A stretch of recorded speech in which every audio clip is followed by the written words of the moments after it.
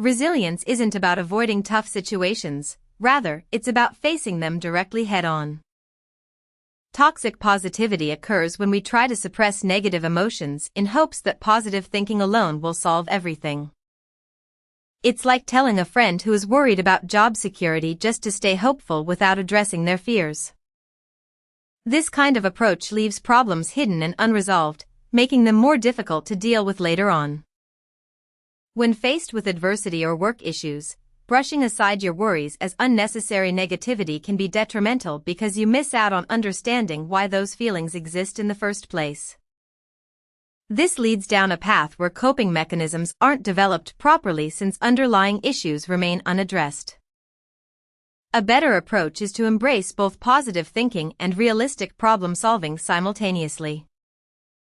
Instead of blindly cheering through tough times, have honest conversations about your struggles or support others who might be facing similar challenges too. Open communication can foster deeper understanding among peers, which supports resilience, acknowledging difficult emotions as essential parts of emotional health rather than viewing them as weaknesses needing immediate banishment. For example, if someone is dealing with a personal crisis and you tell them to think positively without addressing the root cause or offering practical support, it might make things worse.